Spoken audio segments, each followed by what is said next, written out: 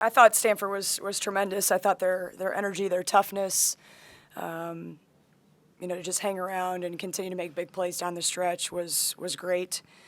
Just congratulations to them and their kids for what they did today. Raise your hands, please. We have wireless microphones. Mark. Well, I think you guys had like a 9-point lead with about 5 minutes to go in the fourth quarter. What guys wish you had done better the rest of that game? Yeah, I think our execution just wasn't good. I thought we got tight. I thought, Stanford just continued to hang around, made some big shots downhill, hit a three, and then our execution was very, very weak. Even when we got a couple good looks, we just didn't finish, missed a couple free throws. I'll end with that. Obviously, Rose, big game for you, but I have to ask you, that turnover with about 14 seconds to go in overtime, what do you remember about how that play unfolded?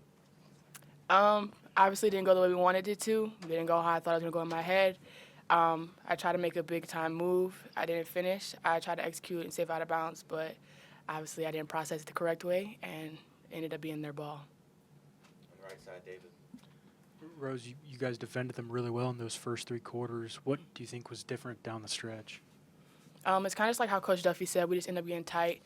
I feel like we started overthinking a lot of stuff that we were doing. We didn't stick to what we knew was best, which is just execution, just setting screens, knowing what we had to do on offense, and just sticking to the defensive assignment and sticking to the scout. Things started to unravel, not in the way that we wanted it to, but that's really all it was execution. How do you process this? And once you have, how do you kind of learn from it and grow from it? There was bad things that happened, but there's also good things that happened. So all we can do is learn from it and keep pushing and go into the next game. We have a game on Sunday, so we can't dwell on it for too long, but we have to most definitely learn from it and watch it and see what we can get better from. In the back, Tucker. Chloe Clardy had a career-high 30 tonight. What made her so difficult to defend? Yeah, I thought she was tremendous. Got downhill when she wanted.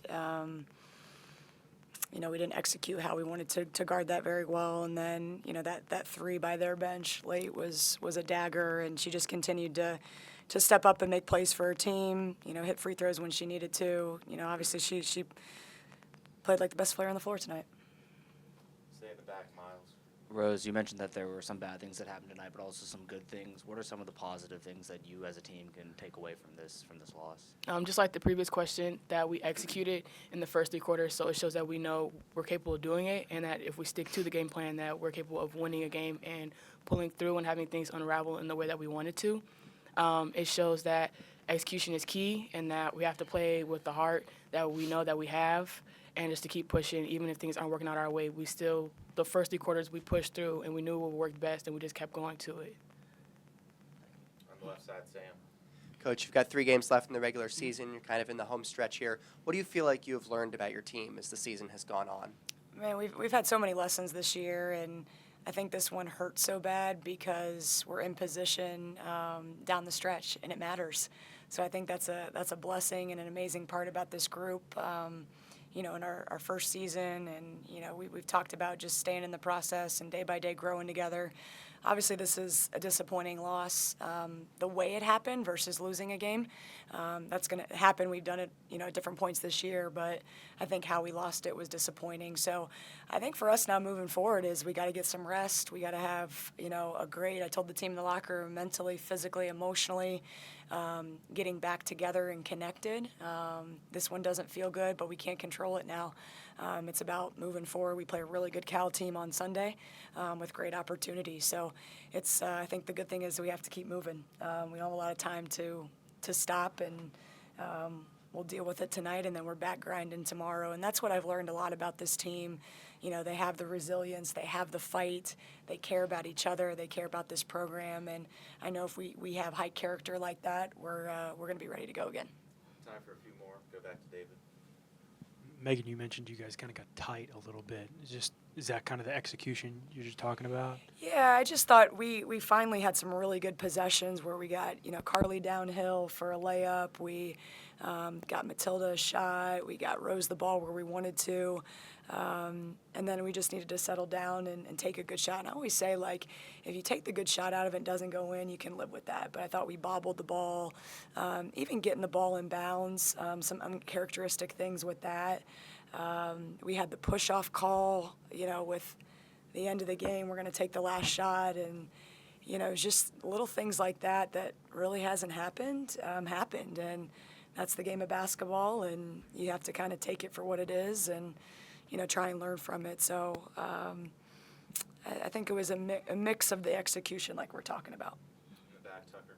Coach, Mackie's numbers don't really jump off the page, but as a viewer, she felt like one of the best players on the floor tonight, and often nights. Tell me what about the spark she brings off the bench. Yeah, I thought Mackie did a great job in her minutes, and you know, helped us push tempo, and got a couple downhill easy baskets, which was great. And Mackie's a worker, hard-nosed kid, so really just was happy with how she did today.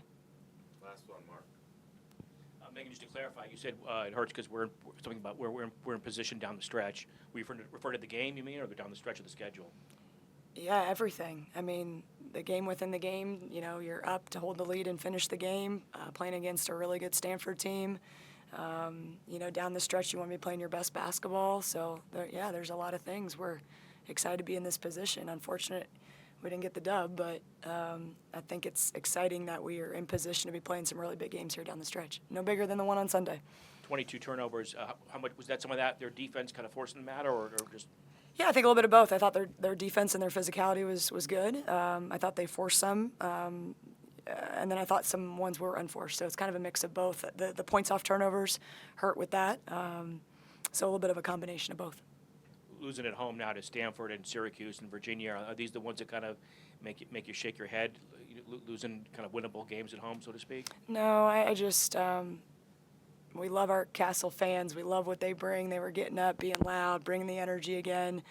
And then our job is to go and play great basketball. So it doesn't matter the opponent, doesn't matter home or away. We've been good on the road. It's kind of one of those seasons. So our goal is to play great basketball, connected, and bounce back from this one.